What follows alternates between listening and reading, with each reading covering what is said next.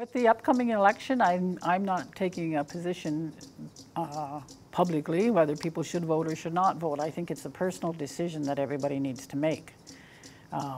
They need to look inside themselves and say, can they make change? Do we want to make change in what's going on in this country? I know that there have been groups out there who are saying rock the vote, and we could be a swing riding.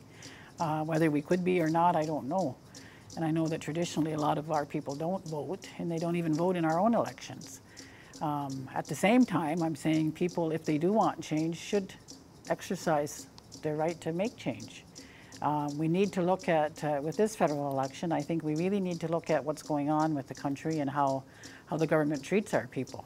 We have had a lot of struggles this past few years with the current government, and we've had issues with other of them too. So if the Liberals get in, are they going to be any different?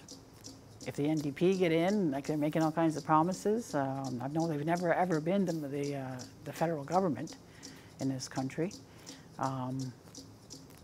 Do we give them that opportunity? I think that's the things we need to look at, like how are we going to benefit, how is it going to benefit us as a community? And I think people really need to think about that, whether they can decide whether they're going to vote or not.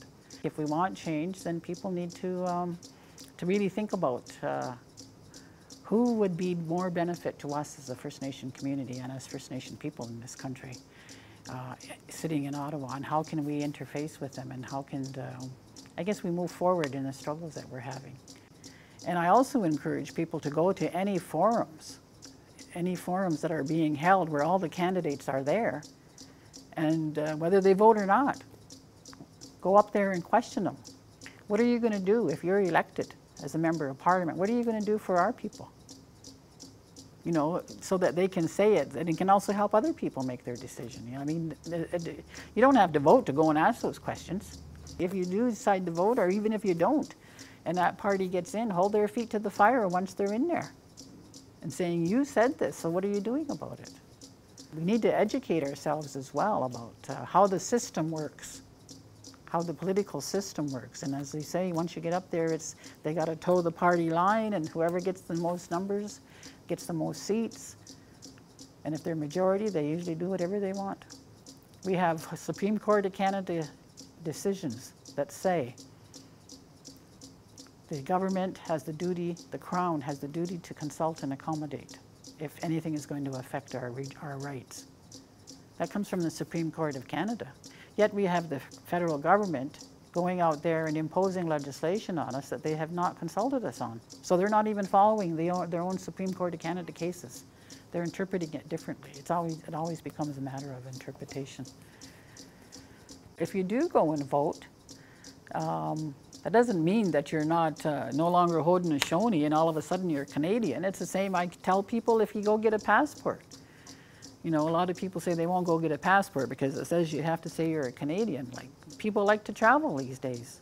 There's a lot of security issues in the world. And that's why a passport is required to go out. And that doesn't mean you're going to, you know, all of a sudden stop losing who you are. I mean, who you are as a person, as a Haudenosaunee person, is inside you. That's never going to be taken away. Whether you vote in a federal election, a band council election, or whether you get a Canadian passport. I think, you know, you have to look at whether you can, let's keep the goal in mind that we want what's best for our people. That's what we should be thinking about when we make the decision about whether we're going to vote or not. Is it going to help my people somewhere along the way? Which one is going to help us best? So it's a personal decision that everybody has to make. And they don't need to tell anybody. And I think if they do, they're not all of a sudden going to fall off the face of the earth. And I think the main focus I would like to say to people is go to those sessions, put questions to the candidates, see what kind of responses you get. Watch them, watch the newscasts, watch the debates, see what they have. And then I think if the overall objective should be more justice for our people.